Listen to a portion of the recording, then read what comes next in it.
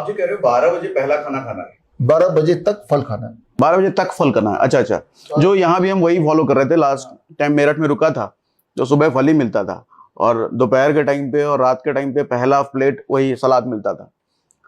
ये इंटरनली कैसे काम करता है? ऐसा क्या होता है जो वजन भी घटता है, बीपी भी घटता है, आर्थराइटिस वालों को भी आराम मिलता है, ऐसा क्या होता है? देखिए इसको समझना पड़ेगा।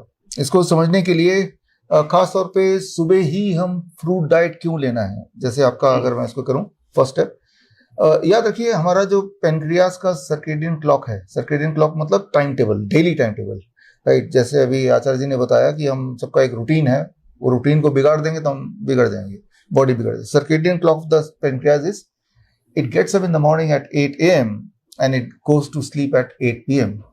अगर आपका खाना इस ब्रैकेट के बियॉन्ड है, चाहे वो दुनिया कितना अच्छा खाना क्यों ना हो, it will make you ultimately diabetic patient.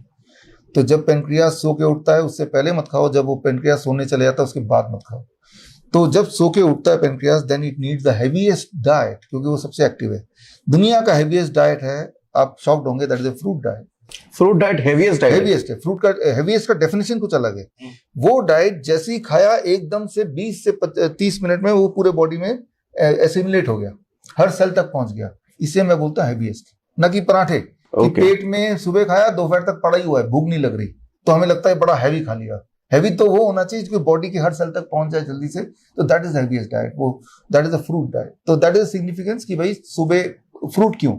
अब आते हैं green salad, raw salad lunch और डिनर में।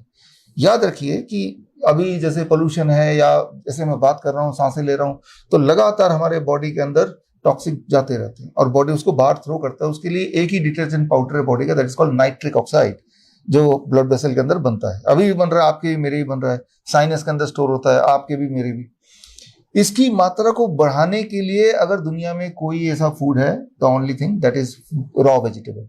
रॉ वेजिटेबल जब जो मात्रा मैंने बताया उसमें खाएंगे तो it will increase the production of nitric oxide, और नाइट्रिक ऑक्साइड का प्रोडक्शन अगर ज्यादा बढ़ेगा तो आपका ब्लड वेसल जो है जिसमें प्लाक जमा हुआ है उसको क्लीन कर देगा, तो ब्लड वेसल विल डायलेट, उसकी डायमीटर बढ़ गई, डायमीटर बढ़ गया तो ब्लड प्रेशर घटा, डायमीटर बढ़ गया तो ब्लड फ्लो बढ़ा, तो शुगर फटाफट जहां पे ग्लूकोज है वो एसिमिलेट होने लगेगा, ब्लड में रहने की उसको जरूरत नहीं पड़ेगी। जब डायमीटर बढ़ेगा तो ब्लड सर्कुलेशन प्रॉपर होगा, रीडिस्ट्रीब्यूशन होगा, आपका मेटाबॉलिक रेट बढ़ेगा। मेटाबॉलिक रेट जब बढ़ता है तो वेट घटता है, राइट। मतलब आपका हार्ट एक इंजन है, इंजन की कैपेसिटी ज्यादा होती है, उसमें पेट्रोल की खपत इतनी ज्यादा होती है, तो आपको भूख ज्यादा लगेगी। तो एक ही तीर से आपका ब्लड शुगर भी कम हो रहा है, ब्लड प्रेशर भी कम हो रहा है। अब इन्फ्लेमेटरी मार्कर है, आपके घुटने में जॉइंट में पेन है तो इन्फ्लेमेशन है, घाव है, वहां पे माइक्रो घाव बोलते हैं। तो जो नाइट्रिक ऑक्साइड से जो क्लीनिंग एक्टिविटी होती है, तो जो माइक्रो घाव है उसको हील करता है, वो हील होगा तो आपका दर्द अपने आप ही कम हो जाएगा। तो वैसे भी वेट जब थोड़ा सा रिड्यूस होगा जहां से होना चाहिए, हम हड्डियों का वेट नहीं घटाएंगे ये फूड, राइट, ना ही वो मसल्स का वेट घटाएगा, जहां एक्सेस फैट अगर है तो वो घटेगा। तो इससे इन्फ्लेमेटरी मार्कर घटते हैं, और सबसे इंपॉर्टेंट बात, आपका जो पेन है, जॉइंट पेन है, it goes away, it goes away. Joint में अगर आप झांक के देखेंगे, जॉइंट जहां भी है वहां शुगर डिपॉजिट मिलेगा, शुगर डिपॉजिट, ओके, राइट। तो जो जब जैसे मान लो आप 1 किलो रसगुल्ले खाएं और मैं 1 किलो रसगुल्ले खाएं, हो सकता है कि मेरा ब्लड का शुगर उतना ही रहे और आपका ब्लड शुगर बढ़ जाए। अगर आप वीडियो में कही गई बात से सहमत हैं तो Y टाइप करें। अगर आप कही गई बात से सहमत नहीं हैं तो N टाइप करें। पूरी वीडियो के लिंक के लिए L टाइप करें।